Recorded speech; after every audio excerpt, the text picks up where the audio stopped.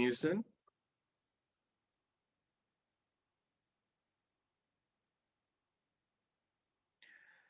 The conversation will be led by Scott Rasmussen, who is the Hands of Peace Executive Director. Previously, Scott was an American diplomat who worked with peace-building organizations in Jerusalem from 2017 to 2019. Scott will now introduce the rest of today's speakers. Scott, the floor is yours. David, thank you. And it really is an honor for me personally and for Hands of Peace to join Combatants for Peace and the Parent Circle and the dozens of other organizations and all of you in supporting the ceremony today. As we heard about in the ceremony, place is very important. And today, as David mentioned, we're here to talk about dialogue as a brave place where Israelis, Palestinians, and Americans can come together to begin the important work that will lead to a just peace. Dialogue is a place where people can meet, connect, and move ahead together to dismantle the systems and structures that feed conflict.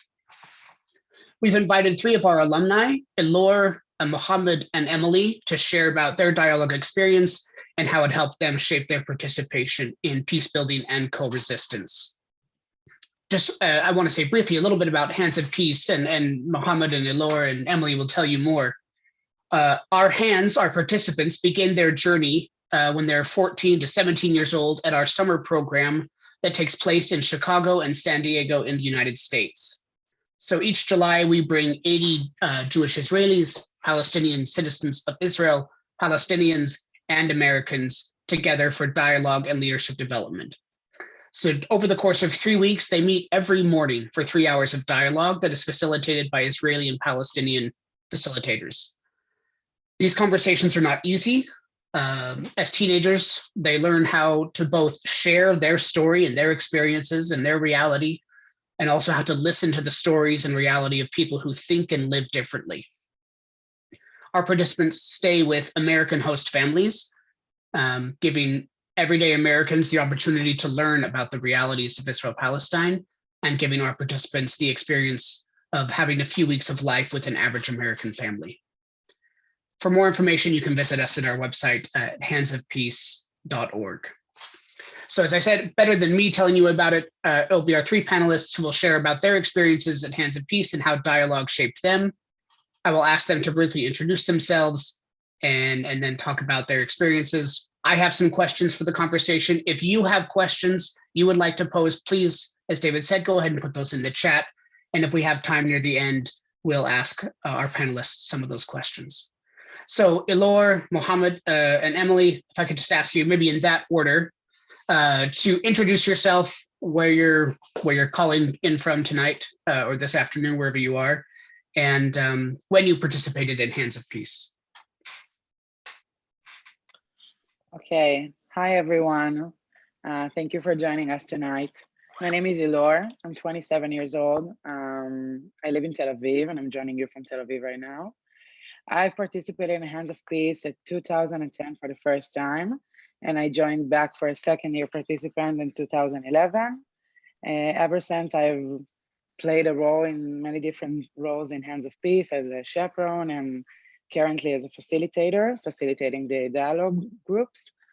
I have a lot to say about Hands of Peace, a lot of very good stuff that have changed my life, but I think we'll do that a little bit afterwards. Thanks, Elor. Mohammed. Hello, everyone. It's really nice to see you all here tonight. Nice from you to hear from us. My name is Mohammed Abu Zahra. I live in a city called Yatta, south of Hebron in the West Bank. Now I'm in San Francisco in California. I participated in Hands of Peace in 2017 as a hand, and then in the leadership program 2 years after in 2019. There's a lot to talk about Hands of Peace. As Elor said, we will talk about that maybe in a bit. Thanks, Mohammed. Emily? Yeah, hi, everybody. My name's Emily, currently calling from Chicago. I was a hand in 2015 and an XL in 2016, and I'm currently the Chicago site director for Hands of Peace. Great, thank you. So as we jump in, I wanted to frame, building on the theme of place that we heard about in the ceremony. And there's a poem, I'd like to just drop it in the chat. I'm sorry, it's going to be, I have it just in English, but I know Agila and Bashar can translate it quickly into Hebrew and Arabic. But I think speaks, the poem says, there is no such thing as a safe space. We exist in the real world. We all carry scars and have caused wounds. This space seeks to turn down the volume of the world outside and amplify voices that have to fight to be heard elsewhere. This space will not be perfect. It will not always be what we wish it to be, but it will be our space together, and we will work on it side by side.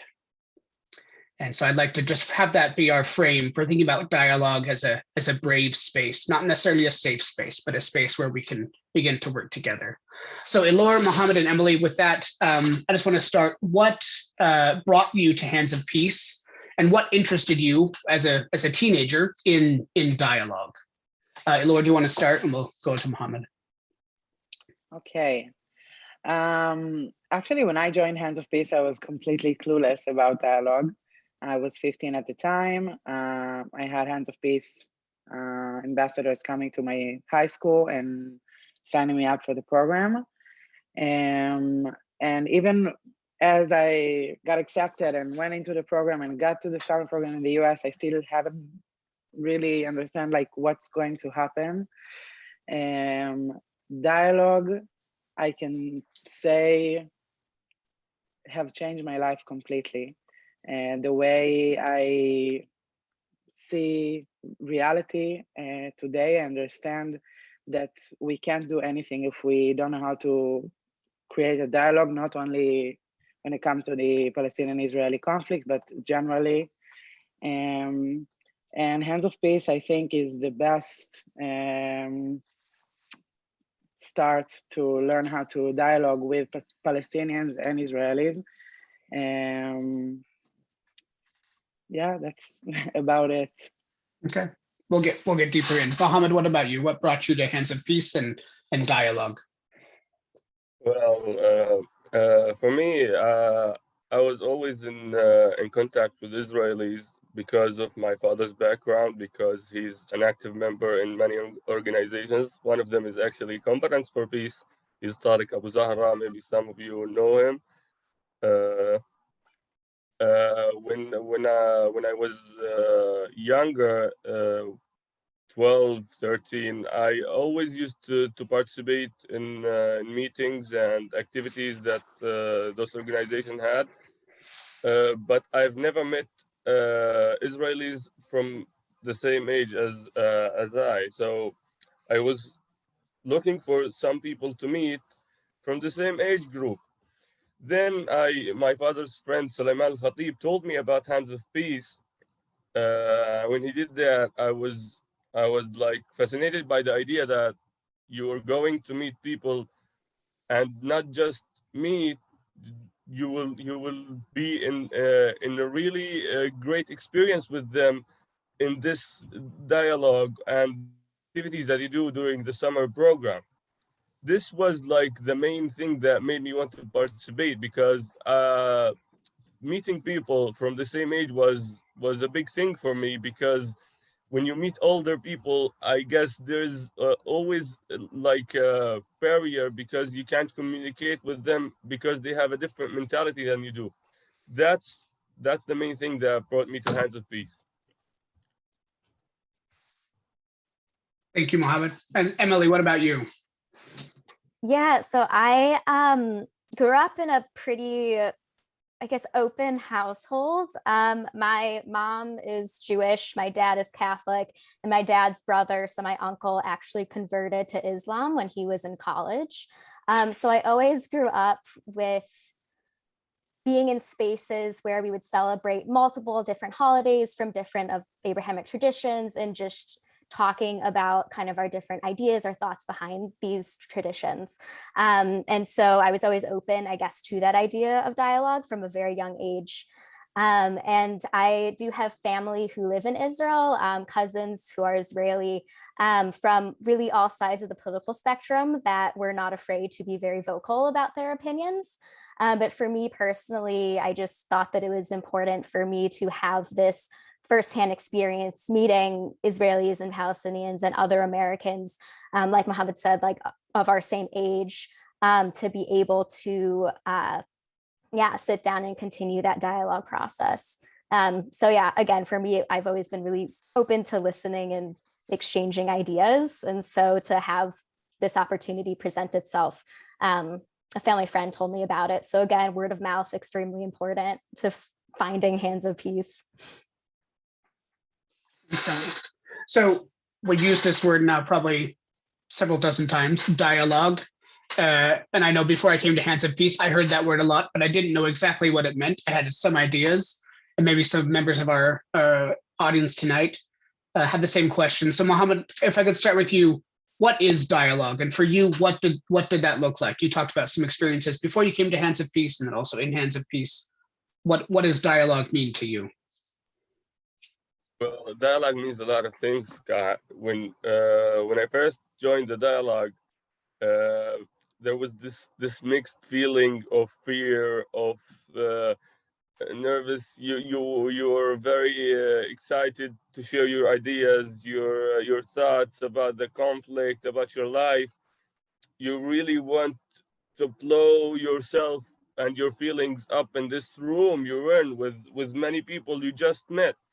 But when things start to get let's say, when you start to get to know the people in the room and you want to understand them and you want to listen to them, everything changes, Scott. When people start to learn from each other, when they learn to hear from each other and hear each other's stories, when they exchange ideas, when they share everything about themselves in this closed room, which will always be, whatever you say in this room will always stay in this room. That's a rule of Hands of Peace.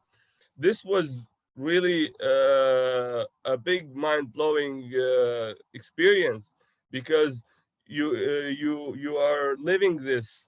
You are experiencing, hearing from the other side about their narrative, their stories, their daily life, and you are willing to give yours, and to understand what they are saying, and make them understand your opinion about many things.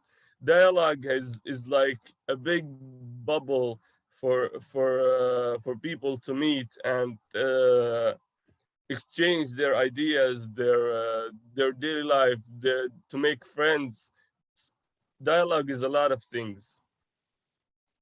Thanks, Mohammed. And Laura, if I could ask you, so it's kind of the same question. What is dialogue? And Laura, I think you have a little different perspective, both because you've been in dialogue, both as a participant and also as a facilitator, facilitating those conversations. So what is dialogue for you?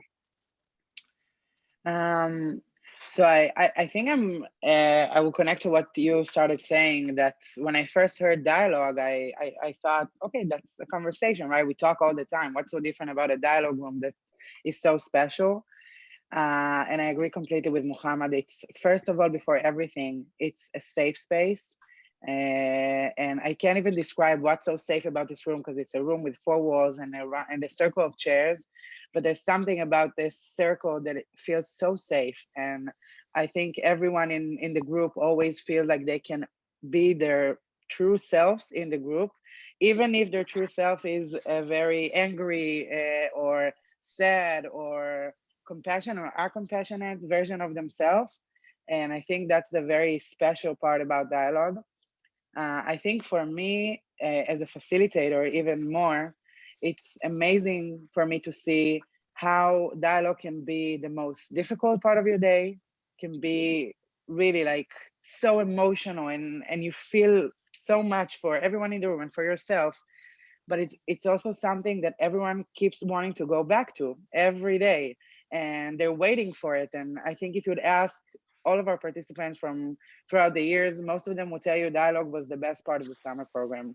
And they do amazing activities other than dialogue, which is surprising that that's what everyone would say. I would say the same from my experience.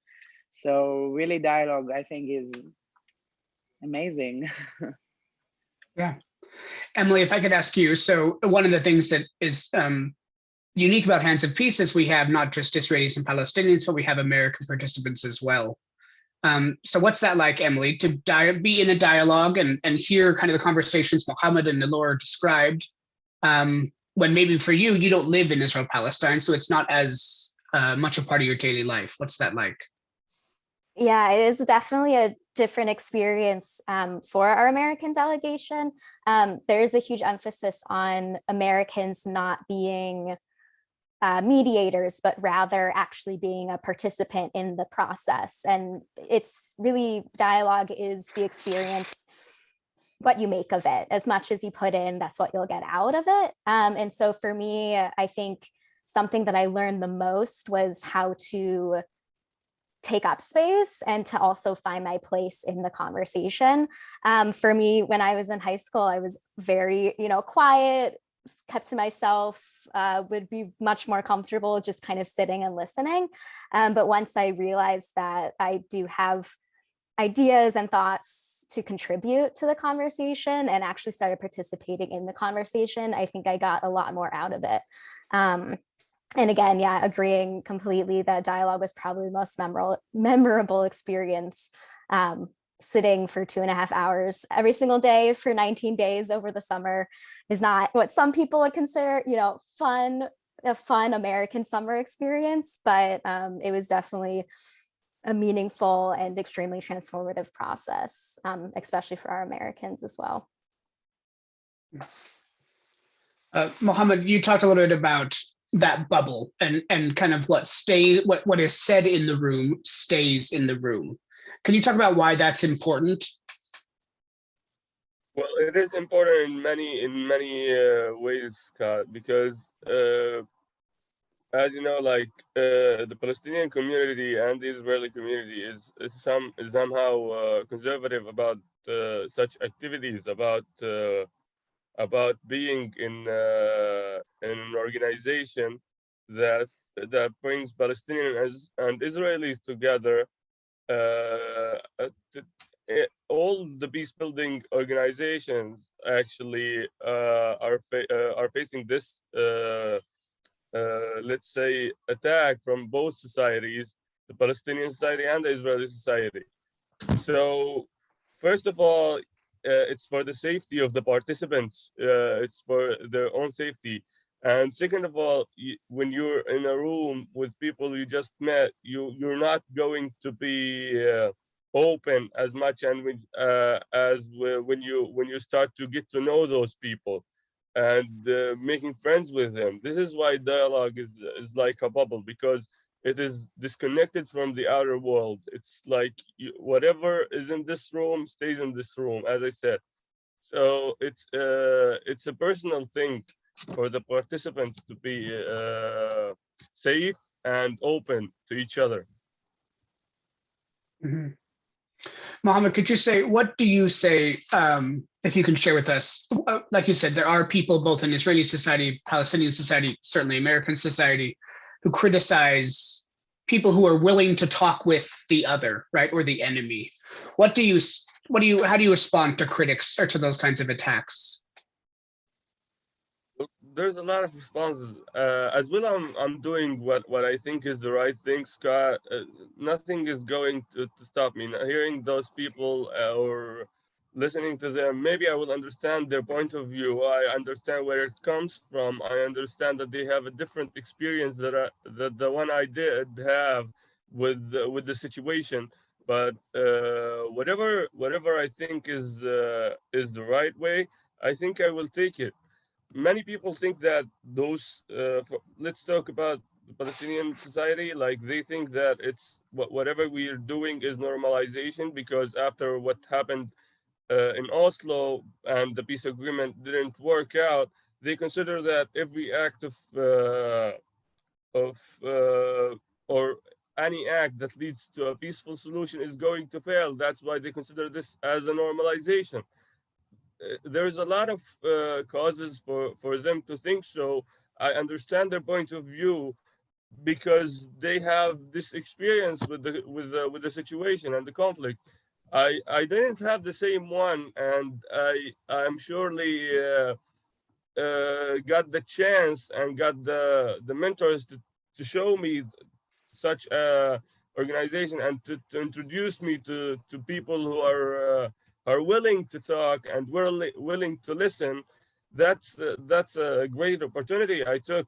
I hope if we can share the same opportunity with as many people as we can, but the situation that we are in is so much difficult than you think, because people are coming from very various background.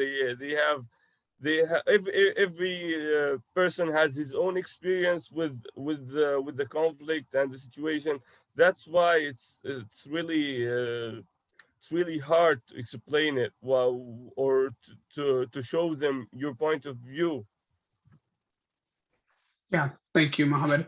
Laura, if I could ask kind of a follow-up question to that, and this is a question actually that somebody dropped in the chat, which is what are some of the biggest obstacles Hands of Peace participants face when they take their experiences and their ideas back home? So you had this experience in Chicago or San Diego for 3 weeks.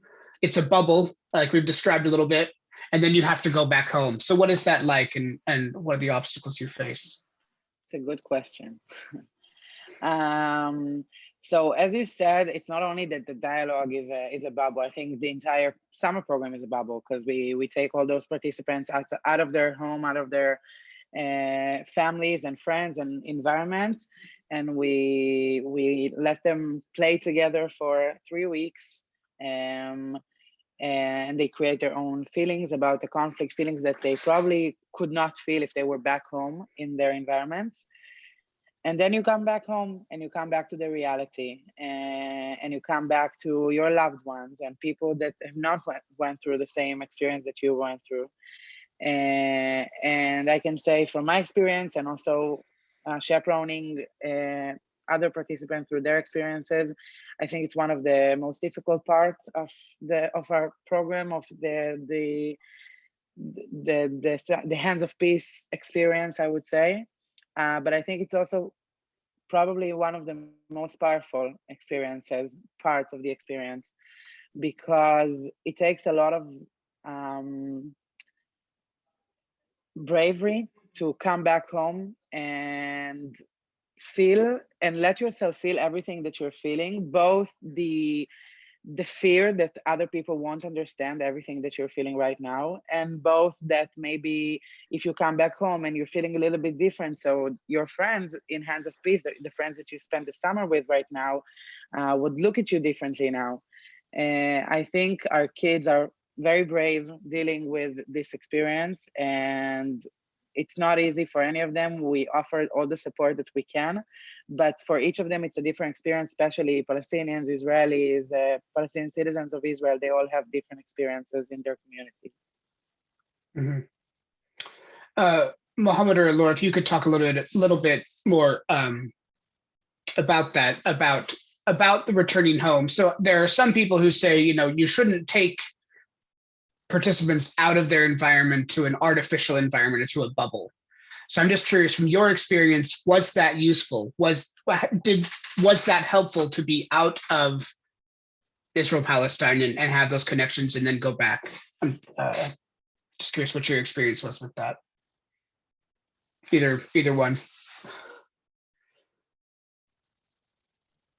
I'll go. I think I heard this opinion before.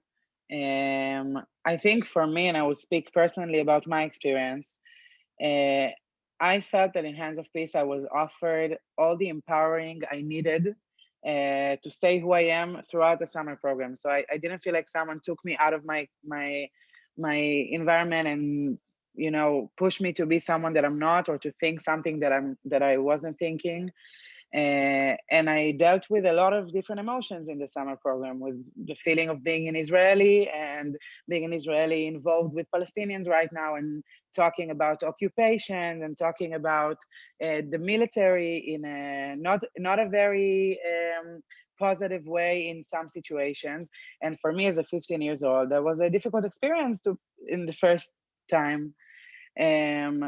But I think that because I got a lot of empowerment by the staff of Hands of Peace, and I really felt like I have the place and all the support to be everything I want to be. When I went back home, I felt like I went through a process, and my process is continuing right now back home, but I'm still in here. I felt like I'm very connected to what I'm feeling. And I think that's the most important part when you go back home.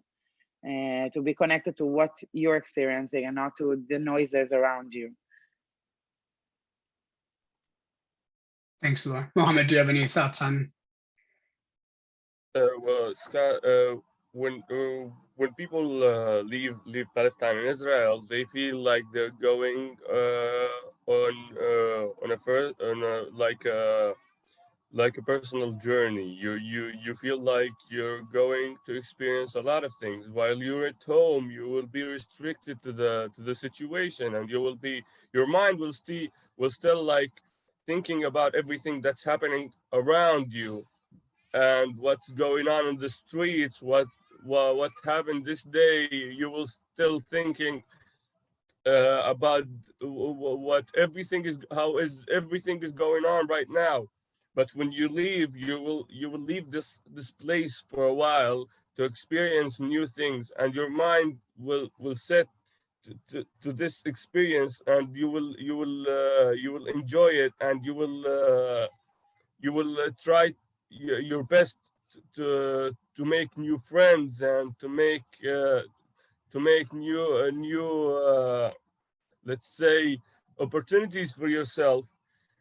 This is the reason I think Hands of Peace is taking participants out of Israel and Palestine. I think many of the participants are going to be very restricted if they stayed at home, because all they will think about is why I'm doing this while there's a lot of things happening outside.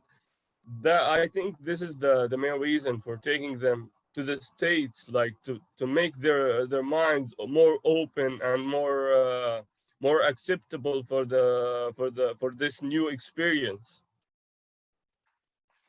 Thanks, Mohammed. So all three of you have talked a little bit about it at one point, or mentioned that dialogue is difficult. And Laura, you just talked about, hearing about the army or about the occupation. So Emily, I'll start with you, but ask each of you, for you personally, what was difficult about dialogue? And I don't know if there's a specific time or example. What's said in the room stays in the room.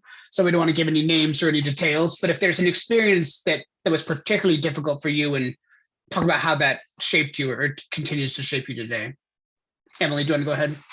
Sure, yeah.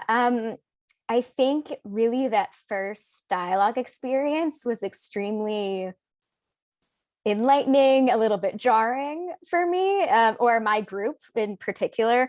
I just remember my first dialogue, there being a huge argument where half of the dialogue space decided to leave the room. And that was something completely unexpected. I think my preconceived notions of dialogue were maybe more kumbaya, or this idea that people, are sitting together in a room and talking openly about their ideas, and, not getting into arguments or yelling at each other, and to immediately walk into a dialogue space where in the first hour, half the room is yelling and leaving.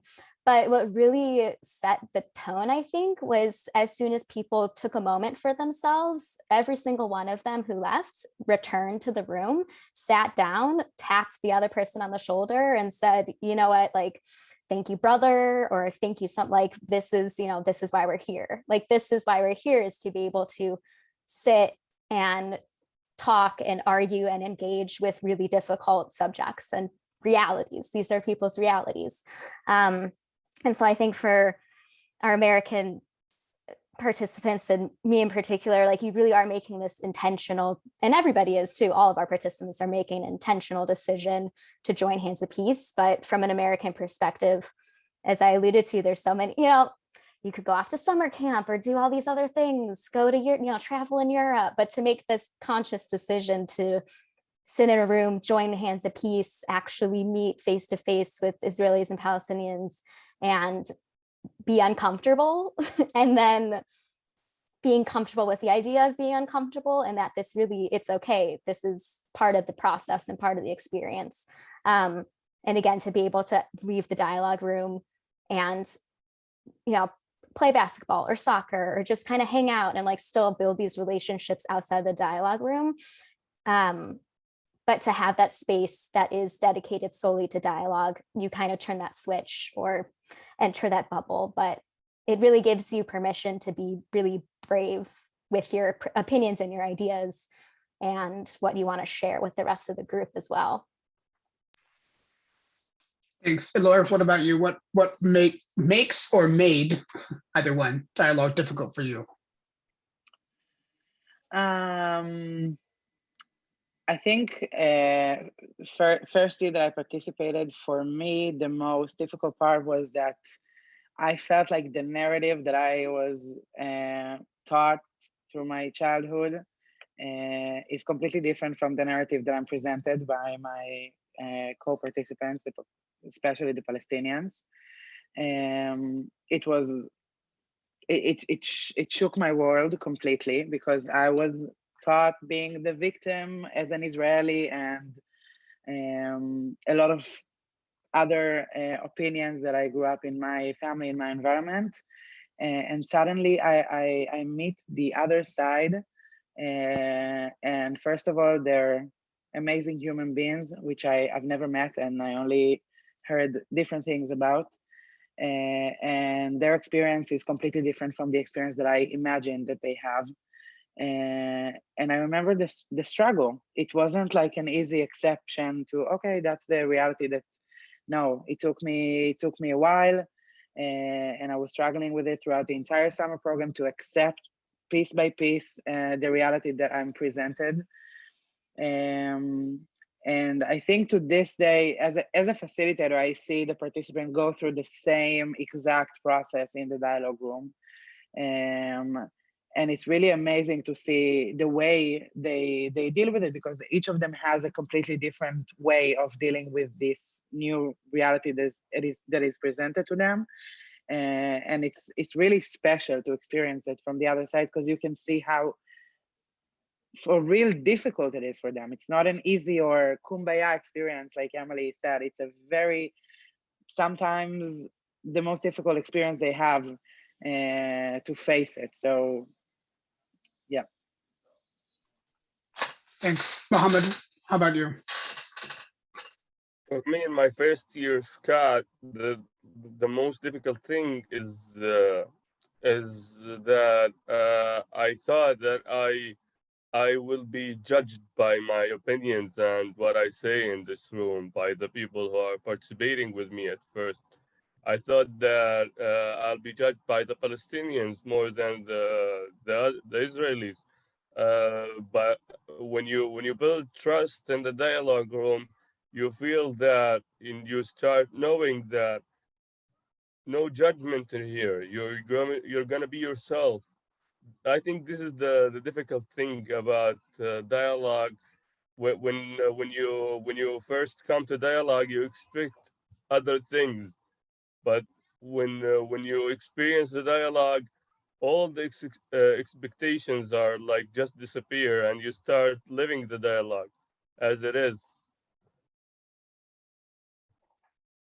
Interesting. So we had a conversation at Hands of Peace recently about dialogue. We're preparing for our summer program this July, our first summer program since 2019.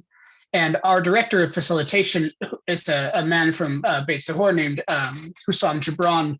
And he said something similar to what Mohammed said a minute ago, that in dialogue, he wants to create a safe space where people can say whatever they feel or whatever they think, no matter how provocative. And like you said, all three of you described, that can bring up a lot of emotions and feelings in others. One of the questions I asked Hussam, who's been directing our dialogue for more than a decade, I said, what is the goal? Is the goal friendship? Is the goal understanding? What is it? And he said, for me, dialogue isn't about becoming friends. He said, if people want to become friends, that's great. They can do that on their own time. He said, for me, dialogue is about opening a path. And this is something I think, Mohammed, you mentioned earlier, kind of the start of a journey. So I just wanted to ask each of you could talk about that. What does that ring true to you? Was a dialogue the start of a journey, the opening of a path? And what does that path look like for you now? We'll mix it up. Elor, do you want to start first? Sure. So I really relate to what Hussam said, because I think for us as facilitators, the most nervous that I am throughout the dialogue is when the participants are being too friendly, because our realities are difficult, to say the least, and they're not easy, and it's not something that you can go through in 3 weeks of dialogue and now, yay, everything is okay and peace is here. And I don't think that's the goal at all when we dialogue, at least not for me as a participant. But I do think that for any relationship that you want to have with the other side, working relationship, friendship, or any sort of relationship, you have to be able to talk about everything in a very, very honest, provocative, and real way. And if you don't go through this barrier, if you're not able to conduct this conversation, so I don't think you can build any relationship. And I can say for myself, I have friends that I know them since I was 15, since I participated first, Palestinian friends that live in Ramallah and in Nablus. And I don't think I could be their friend for that long if we haven't went through this intense dialogue together. Because when we sit and we talk, just drinking a beer at night, it's not something that we can avoid. It's part of our realities, our everyday realities. If we want to see each other, we need to go through checkpoints. So it's if we're not able to talk about it in a very open and honest way, we can't have any real relationship. So for me, that's the beginning of the process when you start dialogue. Thanks, Elor. And to be clear, Elor was saying when she has a beer now with her friends, we do not serve beer to our participants. Yes. I'm almost 30. At 15 years old. Only now. No. Yes. Mohammed, what about you? Was it the start of a journey or a path? Well, first of all, when you get into dialogue, you start to hearing all sorts of ideas and thoughts, opinions about the conflict, how people are living, how they experiencing the situation back home. Everything mixes up. It's a mixture of feeling, knowledge, opinions. It's a lot of things inside the dialogue room. All this mixture, when you go back home, you start feeling it. You start experiencing the things that you heard in the dialogue room. You start to change.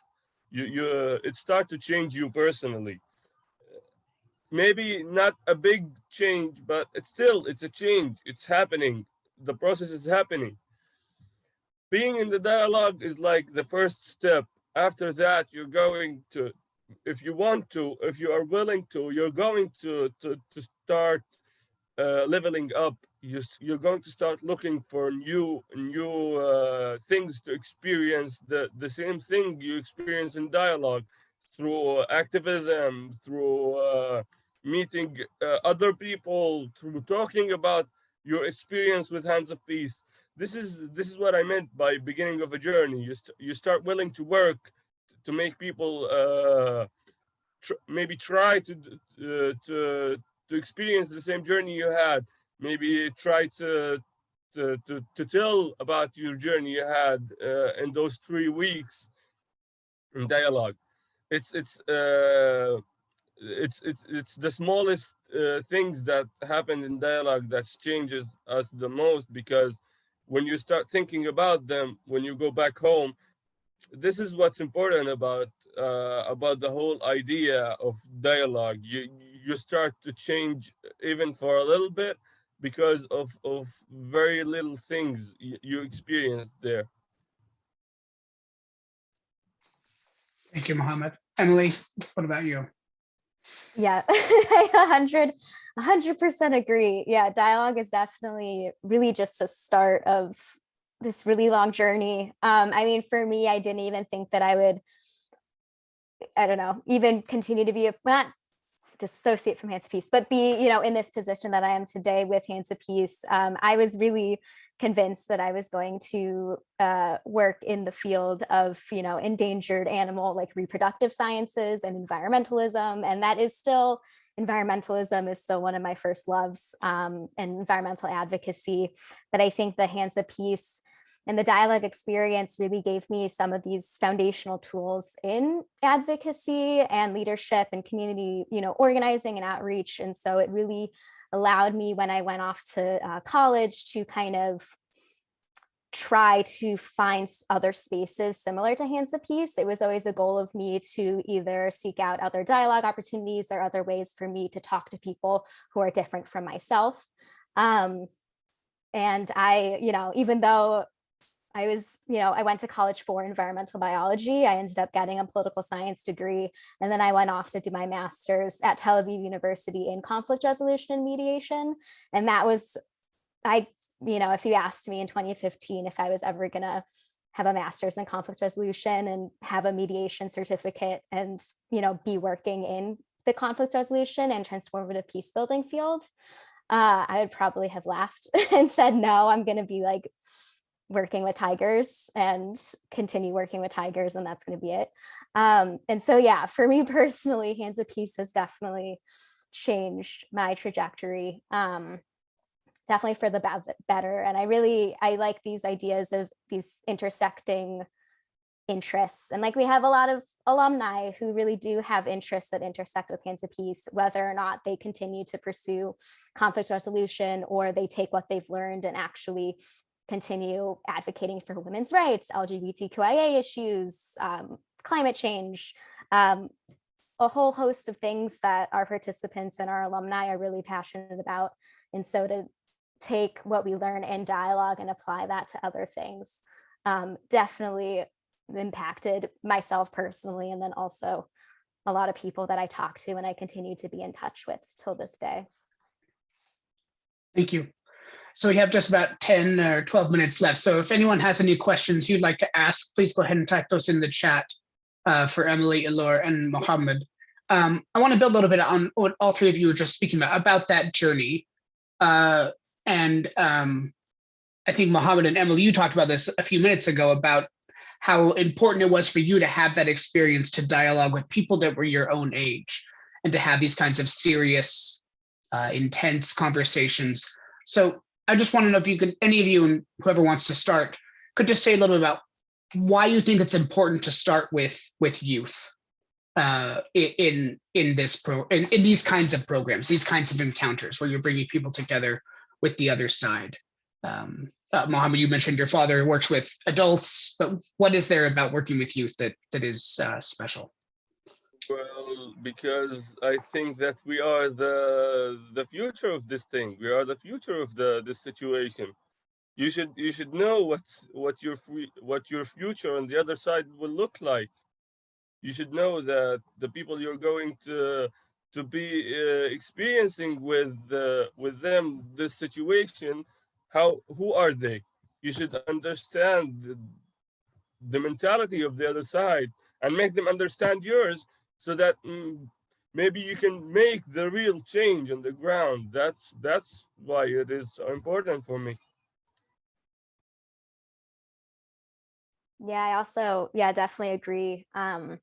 Like for me, I've been in several dialogue spaces with a lot of different age ranges. So like to be a participant in Hands of Peace when I was 16 or 17 years old. And then my study abroad, I went to the Arava Institute for Environmental Studies. And so I did continue dialogue, but with 21 to 30-year-olds. and adding Jordanians into the mix. And then I was in this past year interning with EcoPeace Middle East. And so it's 3 different offices with, older individuals than myself. But so the life experience changes and like evolves obviously as we're growing older, but the essence of dialogue really does remain the same, where you're in these spaces. And it's really cool to be with youth who have a lot of really interesting ideas and might think that because they're young, that they don't have as many opportunities to pursue their amazing great ideas, or to be able to just have conversations, but to provide them that space and that opportunity to actually, what Elora said, feel empowered to then say, you know what, it doesn't matter if I'm in high school, I can actually make a difference in my community, or I can touch even a friend or a colleague or a coworker. You're changing that one individual and kind of having a domino effect after that. But yeah, so definitely, I don't know, it's special when it's youth. Elora, do you want to add anything or on the youth question? I have another question, but I want to give you a chance. Yeah. Okay, no. So a question, and this someone just typed in the chat to me, and this is where I wanted to go next, is we're not all 15, 16, 17 years old. I think, in fact, none of us on this call are anymore. We don't have the chance to join Hands of Peace. We've been inspired by what we saw today during the ceremony, hearing the stories of the bereaved families and those who have paid the ultimate price. And we all, I think, want to be committed to making sure that stops, that there's no more families or loss. So for those of us who are not, can't participate in Hands of Peace, what can we do now? How can we grow that bubble that we talked about and have more people involved? Elora, do you want to start since you're unmuted? Wow, that's a tough question. Big question, yeah. Take a minute to think about it. Thank you for letting me start.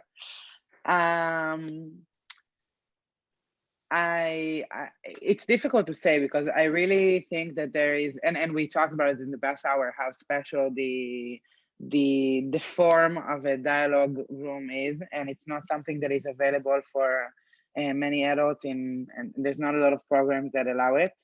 But I really do think, as Emily said, the essence of dialogue is the ability to be able to have a conversation with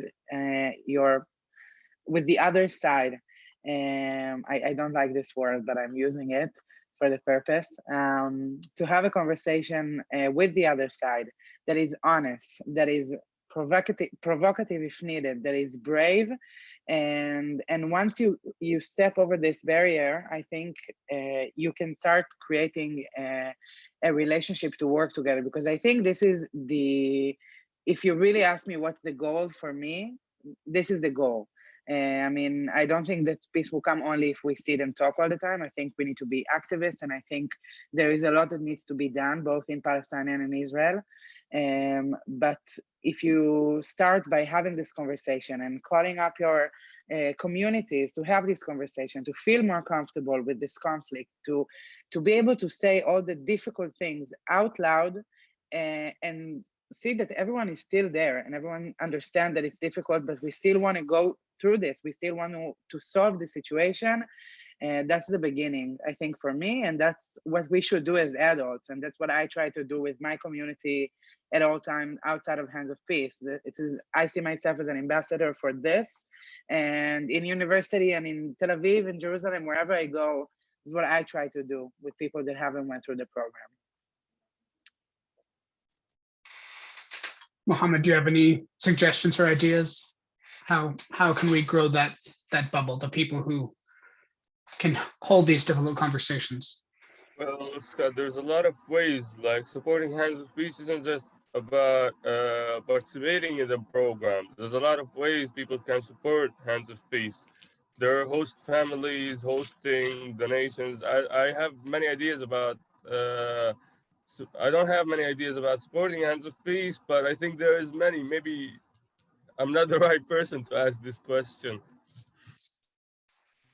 but in your experience, so living in near Hebron, I forgot the name of the town where you're from, but South of Hebron. yeah. What, and like, I mean, like we talked about before, this is dangerous work. Not everybody's interested in talking with the other side, or like Elor said, acting with people who are differently to make change. So what does that look like for you right now? Is it something you're able to do actively in your community or talking with people? How you to walk that path or that journey that you started with Hands of Peace? For me, where I live is like the south parts of the West Bank, Hebron area is like very right-wing and conservative people. So they're not really open-minded. They don't accept the idea that most of them, like 95% of the people who live there, don't accept the idea that you're working with Israelis or you're meeting with Israelis. They think of this as normalization. It is hard to open yourself, like to open everything you have and tell them everything about what you're doing, but you try to do it in many different ways. Like you try to give them the message, but in a different way. You try to show them some of the activities people like you do around the West Bank, so they might consider thinking about those opportunities that they have to communicate with people from different backgrounds, from different communities. On the other side, it is hard, but still it is possible.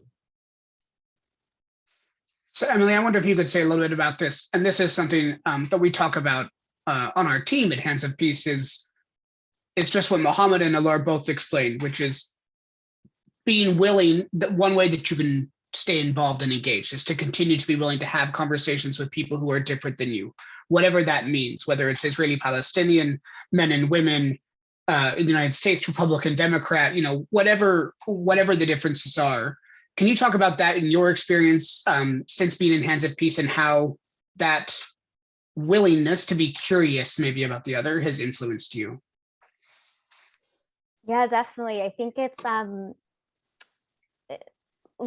I guess, back to the, this idea of, critical listening and active listening. And we always, maybe this is something in the American academia vernacular, but that was very much, you're taught at a young age to be an active listener, but what does that really mean?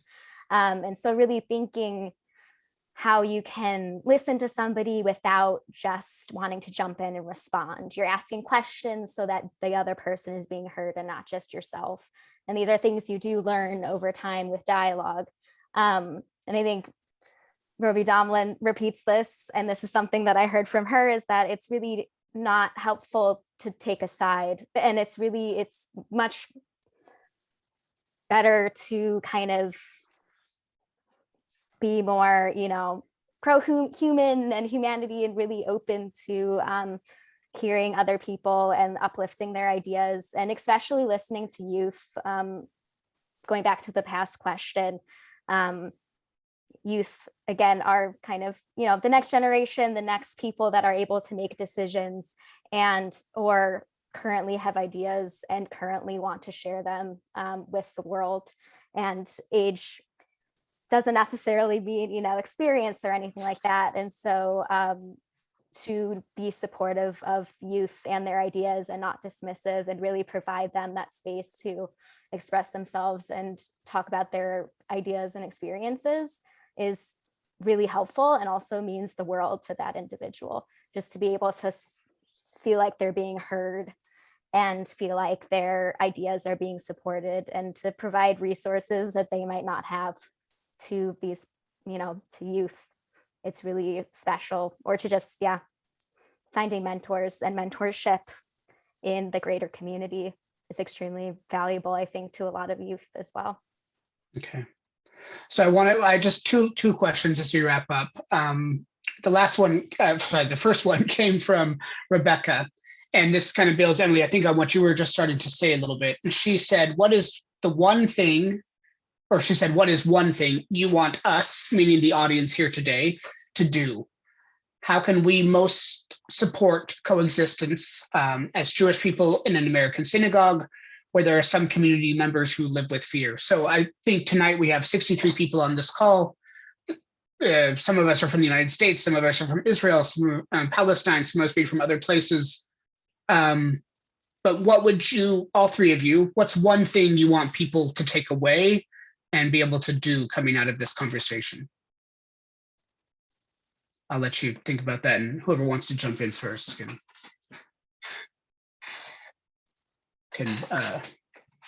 give us your thoughts.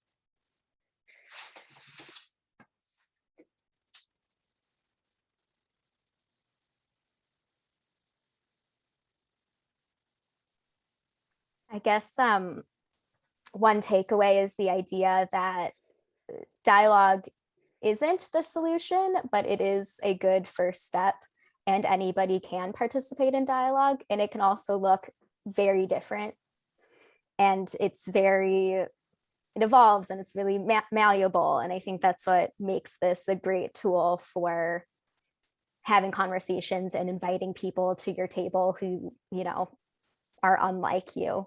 And don't be afraid of that. Yeah, don't be afraid to invite others to your table. Thanks, Emily. Mohammed or Laura? I think I agree with Emily. I really think that the one way to do it is to engage in any sort of dialogue yourself and try to practice what we talked about in the past hour in your own life. That's, I think, what we are trying to do it as well. I'm going to be blunt and also say that supporting these organizations, not only Hands of Peace, but there's a lot of other dialogue organizations, peace organizations, and it really is, they really are all programs that are life-changing, but they can only take a very small amount of people each year for this program. And we can change the world, but we need everyone to join us for it. And I really think supporting in any way that you can, joining in, hosting, and financially support, anything you can do to support these organizations, to give them the ability to create the best staff and the best community and the best facilities they need to do what they do very well. And that's the one thing that I ask everyone to do all the time. Thanks, Elor. Mohammed, do you have anything you want to add? Well, I don't think that I can add anything on what Emily and Elor said. Everything they summarized it up, like they said everything about supporting Hands of Peace. There are many ways to support them, not just in dialogue. And anyone who's willing to do that is very welcome in Hands of Peace. Thank you. So I want to close, and this will be something we can invite everybody to participate in. In Hands of Peace, we have a tradition at the end of a dialogue, at the end of a conversation, a gathering together, where we have something we just call one word, and we ask everyone to share one word about how you're feeling now after this conversation. So I just invite anybody who would like to share your word in the chat, and I'll give Emily and Elor and Mohammed a minute to think about their word. And I just want to say also, before I start to close, a big thank you to Gila and to Bashar for translating. It is not easy to translate on the fly, and I really appreciate that. And thanks to Kohav and David and Combatants for Peace, again, for giving us this opportunity to talk a little bit about what we do. I just want to build on just in closing what Mohammed and Elor and Emily said. For me, peace building in any context, but particularly in the Israeli and Palestinian context, requires a critical mass of people who are willing to see the humanity in difference and who are empowered to lead change, and then who are willing to act.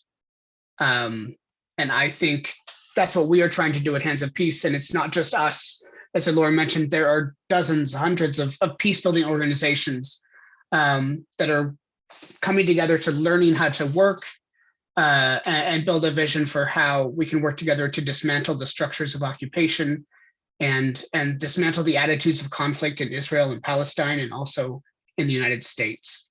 So we thank you all for your support in that, in wherever corner of the world you are. That's what we want to do, is be a part of a global community that believes peace is possible and takes active steps to create that world. So Emily, Laura, Mohammed, if you want to give your one word.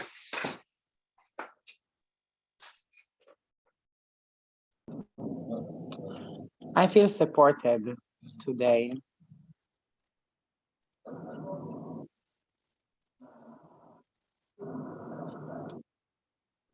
I would say excited for July 2022 summer program.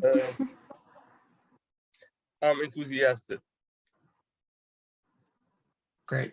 And I'm grateful to everyone involved and for the courageous people, Ilor, Mohammed, Emily, all the individuals we heard from during the ceremony, grateful for them sharing their experiences and examples with all of us. So thank you, everyone. Have a great night, great rest of your day, wherever you are. Please don't leave yet. Oh, don't leave, don't leave. Yeah. David, back over to you. Yeah, just before we close, I want to say a big thank you to our friends from Hands for Peace and to all of you who joined us this evening or morning, wherever your time zone is. In the chat, you will find a link to a feedback you can give us about your feelings about the ceremony. It will really help us if you fill it out.